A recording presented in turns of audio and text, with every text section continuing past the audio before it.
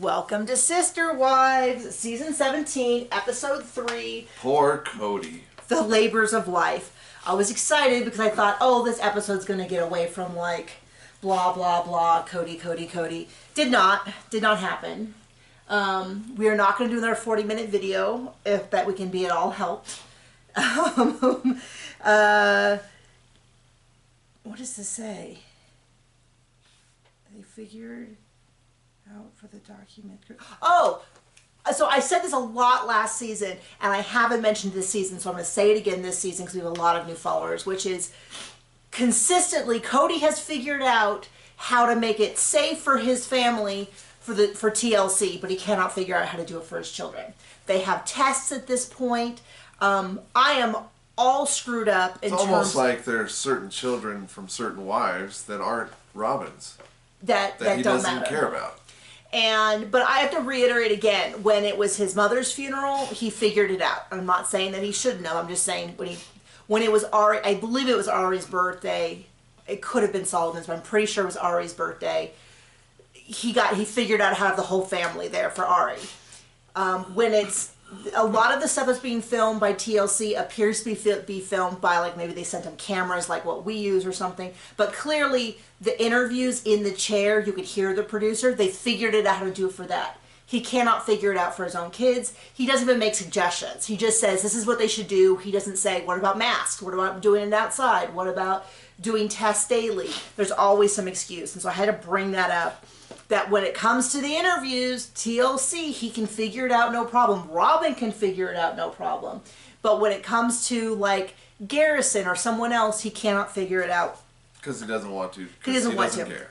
So I needed to mention that I left out last week, which is shocking because it was a 40-minute video. How could we have left anything out? Is that he called Garrison a narcissist. And it was like, if he wasn't smited right there, there's not nearly enough smiting in this world. The hypocrisy of him saying that Garrison is a narcissist. So I had to look all this up. I'm very confused because we now appear to be 18 months behind, and I don't understand why we're going so slowly, because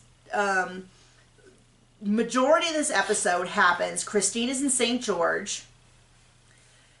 She said 6 weeks ago Kody and I had that conversation that happened in, I guess, week 2 or 3. She's there for Mykelti's first baby, and it's been 3 months since she told him not to come over, and it's their 27th wedding anniversary. And she talks about something that, you know, Did she tell him not to come over, or just? She initially said, I don't want you spending the night. Oh, okay. But he said, I don't want to be intimate anymore, which he sometimes says he says, and then he says he didn't say, and then he says he said it, and it goes back and forth. And when that happened and she packed up his stuff, he came over, saw the stuff, was real quick to film, go home, and then sometime after that, they went over to have a conversation where she said, I'm done. And then 6 weeks later, he's like, you know, I'm starting to think she's serious.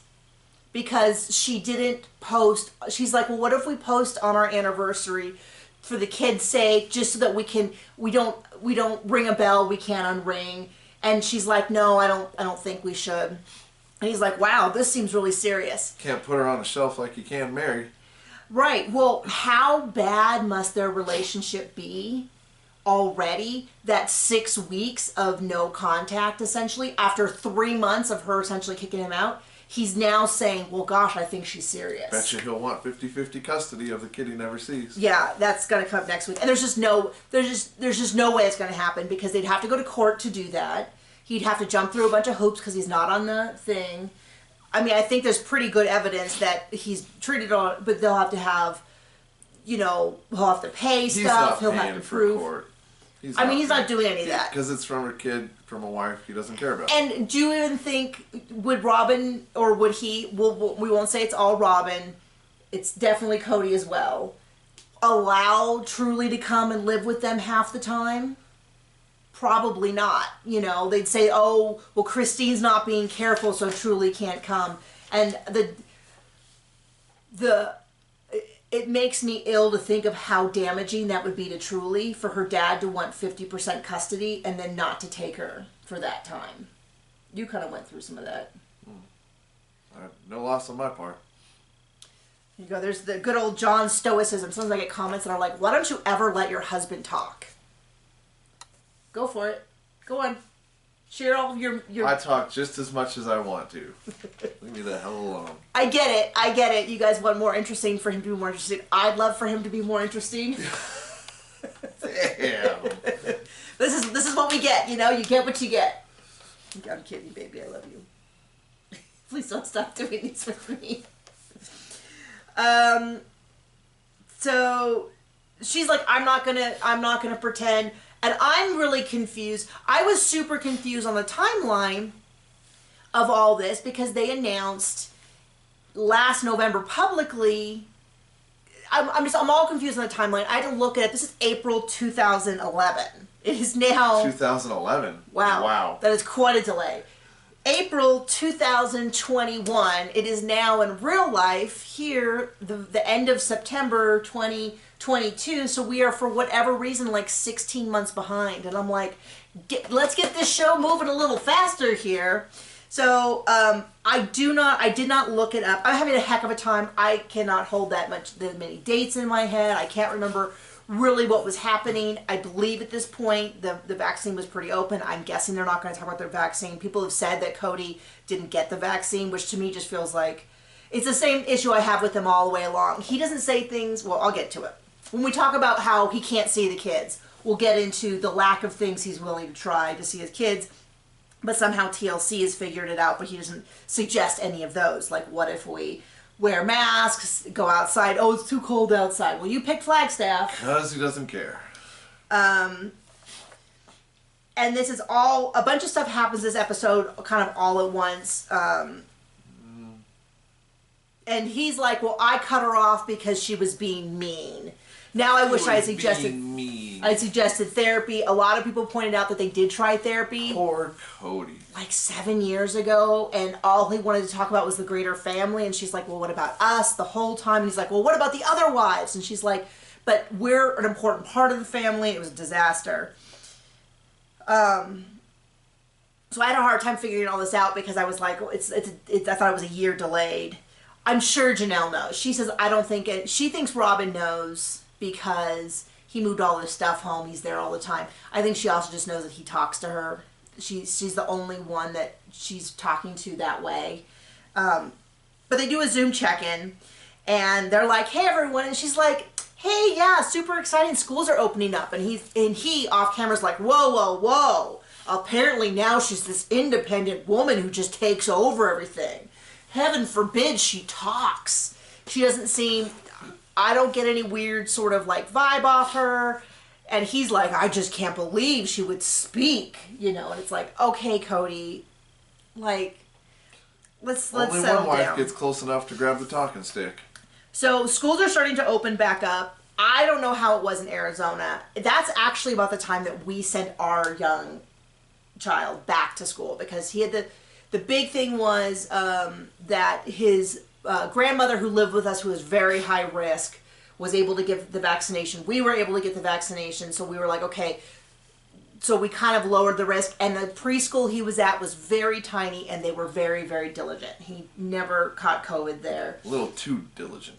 I don't think too diligent. It was great. They were wiping stuff down. The teachers were wearing masks. We did not get a cold that whole year. It was amazing.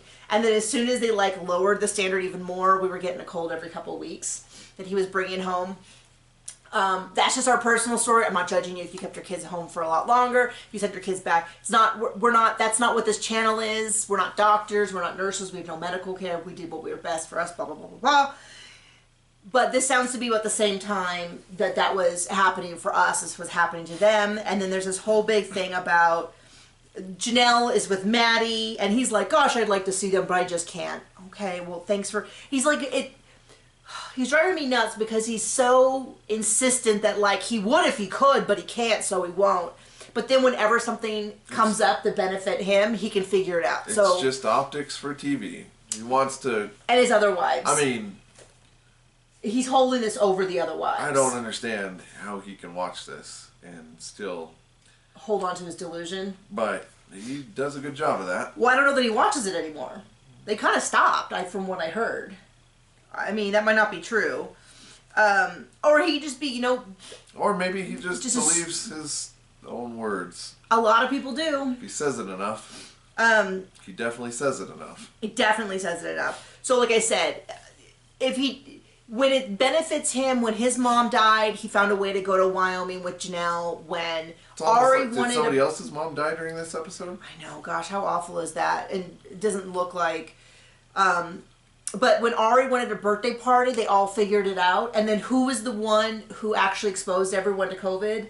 They found it the day after her party, the nanny. We found out what the nanny does. Yeah, right? So he just keeps talking about, oh, I wish I could. So this is all kind of intercut with Mykelti is in kind of early labor when they're doing this Zoom call. And it talks a little bit about how she lived with Robin as a nanny before she married into the family. And a lot of people, I don't have an answer to this. So this is a question I'm throwing out to you guys because I don't really have an answer. Which is, why has Robin always needed a nanny? So before she came into the family, she had her 3 children. They can't be that much younger than Mykelti. But Mykelti went and lived with Robin. This was like 10 years ago. Mykelti would have been like a teenager, so I'm a little confused. They kind of glossed over that, but I was like, how old was Mykelti? Now, maybe she was... I'm not going to do the research. Someone else, I'm sure, is going to do the research. This is probably why we are not a bigger channel, because if we did the research. But it seems like Mykelti would have been a teenager. She would have been pretty young to go and live with Robin and take care of her kids. And then when she came into the family... When they moved to Vegas, which was very soon after that, she had a cousin or a niece or someone come live with her and be a nanny as she started having younger kids. Now she has a nanny and she has 3 adult children. I guess technically 2 adult children, one who's a senior in high school. They're all home and she's got a nanny coming in and out. He kicks them out as soon as they turn 18. Not Robin's kids. Oh, the other wife's kids. And I have, to be clear, and I don't say this enough, I hold no malice towards any of Robin's kids. I don't know them. I feel like I feel bad for all of the kids who come onto these shows underage because they never really were in a place of being able to fully consent. And I'm sure they're not super happy. They're probably not, I mean, I guess this show is paying for their home, but... Not even their college. But anyway, so this is not a slam on these kids, but it's just a lot of people have said, why does she need a nanny? She's got 2 younger kids, but she's got 3 older ones, that could kind of like watch here and there. I don't fully understand. We know that her oldest does have autism, but it doesn't seem like he needs additional help, and I feel bad for him because they kind of put all that stuff about his personal life out on TV before he could really say, do I want the whole world to know about my diagnosis? You know what I mean? Like, I'm sensitive about that because I don't have autism, but I had a hot mess childhood, and I don't think I would have loved my parents talking about my ADHD and anxiety and depression. Still wouldn't like it, and I'm an adult. Anyway, little detour there.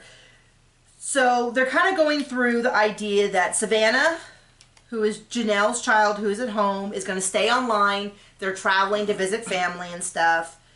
And I don't understand why they didn't discuss Gwendolyn more, but they talk about Isabel wanting to go back in person. It's the end of her senior year. She's going to move away after this. And he's very much like, well, then I guess I can't see her. And then Robin said something about, like, his relationship with Isabel is really important, so I don't know why. It sounded like she was saying, I don't get why Isabel has to go back to school since it's so important to Kody to have a relationship with her. It's what I thought she was saying, but maybe she was saying, I don't get why he's not trying harder. Janelle definitely felt that Kody could be trying harder. Or at all. Because this is exactly my point, which is when it was Ari's birthday, they all had tests, they all did this. But when it's his own kids, it's like, well, if they're not going to try, then I'm not going to try. And they're like, well, what about just going to the backyard? Well, it's cold out. It's snowing. It's like, well, yeah, they make jackets. We're not telling you to go out there nude. You can go with jackets. You can go for a walk. There's this thing of like at the dawn of man, it's called fire, and it warms things up. Yeah, I mean, yeah, they could have a little. We have one in our backyard. We have a little fire pit we bought from like Costco or something for $100, and you can like sit there and stand around and keep warm. But this is the whole point through the whole thing, which at this point in April 2021 was a whole year into it. He just kind of is like, well, if they don't love me enough, then if they're not willing to give up all their family and friends and mother. After last season, I said they should just move out, and I should be done with them. What? That's what Kody said last season. They should move out. They're 18. Get them out. Yeah, he makes no effort. He doesn't, and it's also things like we could call him, and then he's like, well, you should tell her to do this, and she's like, why don't you call her and say this is? But the whole point is he wants Christine to manage because it was this whole thing. There was this whole like subplot about like, well, did you make her go take a test? And she's like, well, she's 17. I gave her the link, and her thing was like, I'm here with Mykelti while she's giving birth. And it was kind of a difficult birth that's going to give me nightmares because of my own stuff. We'll get to that eventually.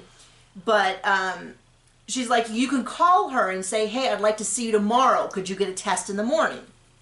He doesn't want to do that. He's like, this is Christine, once again, just not doing anything to make my life easier. And it's like, gosh, I can't believe she let this golden stallion go, just slip through her fingers. He has so much to offer. Such good self-control and personal accountability. I mean, what's not to like? So he basically wants her to continue. And then he's like shocked, then he's like, well, she's going to leave and she's going to realize how great she had it. And it's like, oh, buddy, I do not think that is going to be the case at all. So there's that. And then there's a whole discussion where he's like, my younger kids need me, my teenagers don't. And then basically every parent goes, that's not true. Younger kids do need you a lot, but teenagers also need you. And everyone I've talked to, my friends who have teenagers, talk about how I've heard the analogy of it's like having toddlers all over again. They just need you in a different way. I've heard a lot of people, my friends, who are saying that they have teenagers and it's so much more intense and it's so different because before it was like kiss a boo-boo, give a hug, read a book, and now it's like, how do I navigate the world? How do I learn how to be a human? And it's like, well, this is super, super intense. I'm a writing counselor, a writing coach for a lot of people, and a huge part of what we end up discussing is the family life because it affects your creativity so much. And I can, I obviously recommend therapy for anything that's therapy level, which is almost everything. But it still comes up and it's so intense with teenagers. And so for him just to be like, my teenagers don't need me, it's kind of like, well, that explains why you have such a poor relationship with all of your adult children. Because you just kind of abandon them and stick to the younger kids. And of course, Truly is a young child. If he only has... Well, she doesn't matter because she's not with the favored wife. So if we're talking about kids who are not teenagers, he has 3 not teenagers. He has Truly, he has Ari, and Solomon. Awful brave of you going out on that. Why? You sure about that? I'm pretty sure all the rest I believe, are in high school. Okay. Savannah, I think Savannah might be the next oldest. I could be wrong. This is, like I said, this is why we are not world famous recappers, is because we're not going to do all this research. But I believe you ain't paying me enough. Isabel and Gwendolyn are moving out, so they're 17, 18. And then Savannah is Janelle's youngest, and I thought she was like 14, 15. Although we are so far behind, she might be 20 now and was 15 right. when this was filmed or something. But I'm pretty sure. But it doesn't sound like he spends much time with Truly either. So everyone's kind of like, he needs to do this. It bothers me, though, that... I don't know. It bothers me that if Robin's going to be in the middle of everything, she can't ever be in the middle of correcting him. Anyway, so Janelle's like, this is not going to happen. Why would she correct him when she's getting her way? Yeah. She can say whatever she wants. So then we cut to Meri's mom dying. I don't understand where this is in the timeline. And she's driving alone to go see her mom. Her mom's been sick for a couple days. I'm not going to judge why she didn't leave earlier because I don't know the circumstances. Her sister might have very well said, Mom's in the hospital. It's just a little something. It's no big deal. or maybe she's, I don't know the circumstances. I'm not going to get into it, but Mary's... TLC sure didn't let us know. Yeah, it was very, very vague. It was like her mom been in the hospital. Let's just throw this crap in the middle of the episode. It sounds kind of like maybe she was in for something minor, and then she had a heart attack, and they were trying to, and she like got in the car.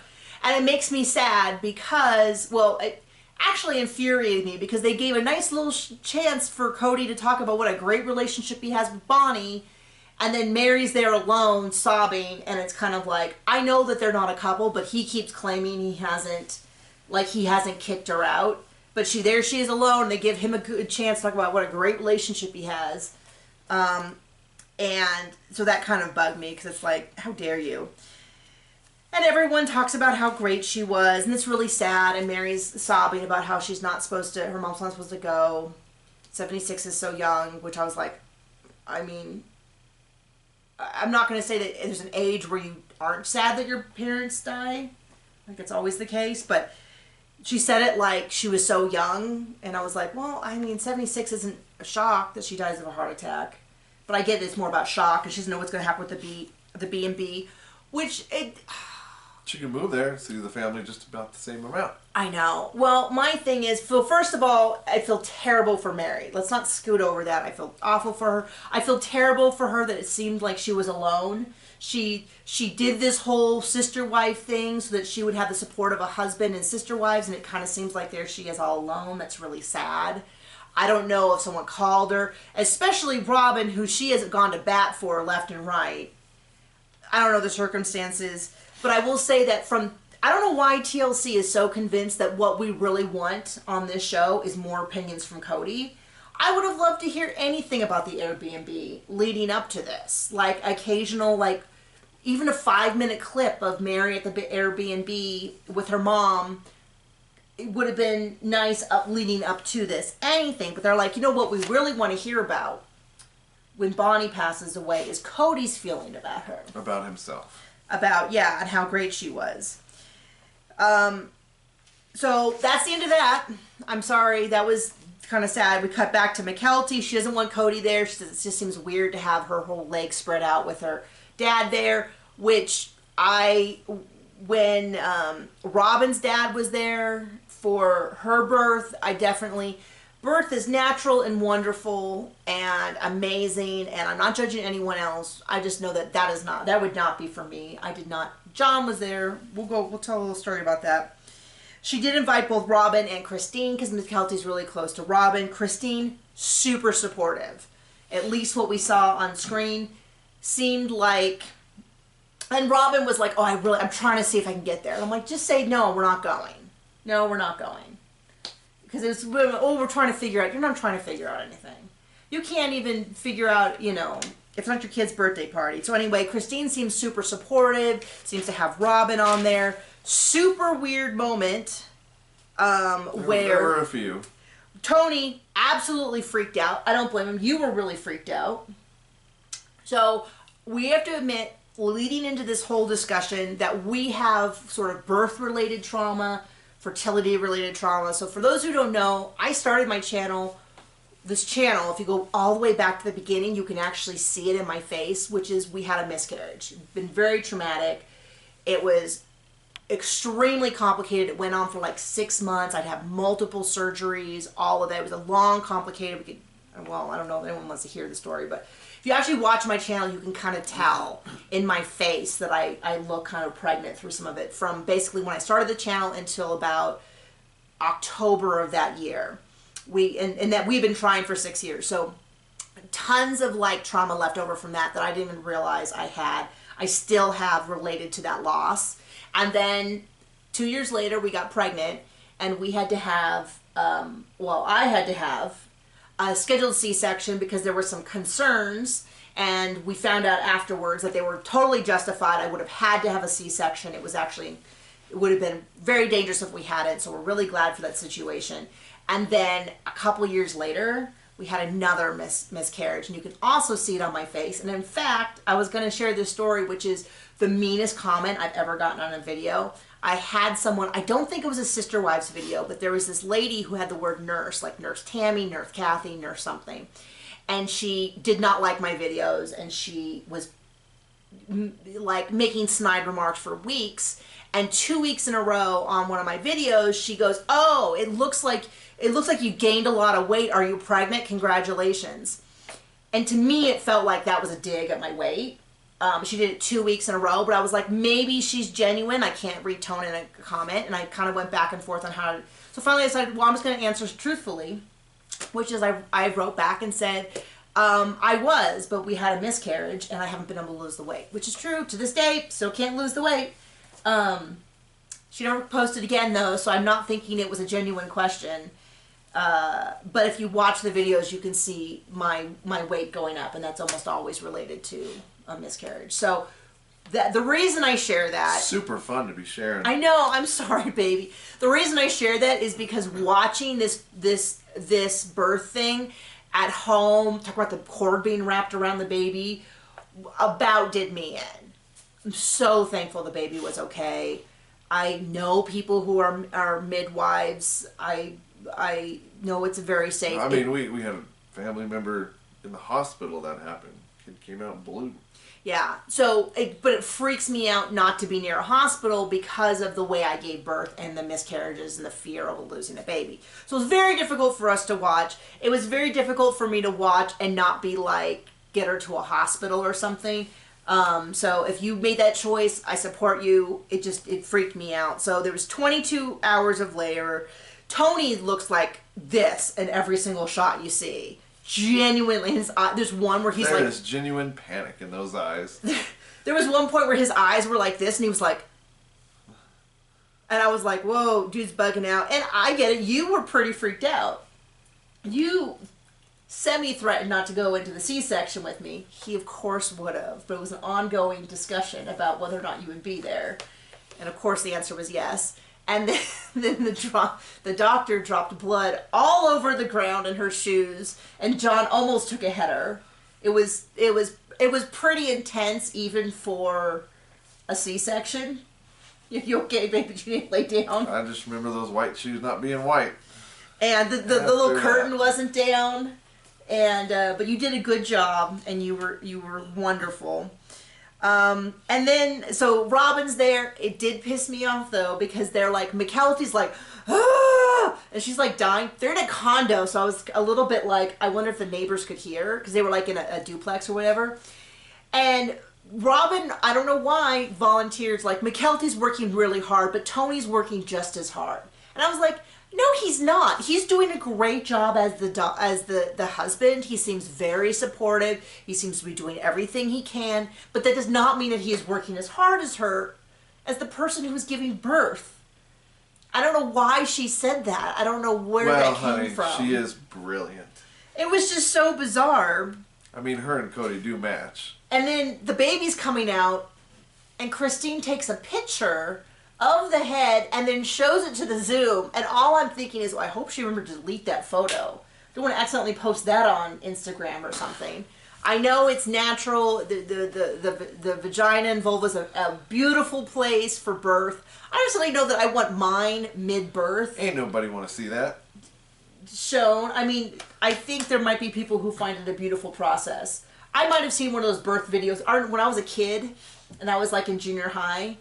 My neighbor gave birth and they filmed it, and she brought it over for my mom to watch. And so it was playing. We had a big screen TV. What the hell is wrong with these people? And it was playing on the TV. Nobody wants to see that. When me and my neighbors. Maybe your own family. Gross. When me and the neighbor boys came in.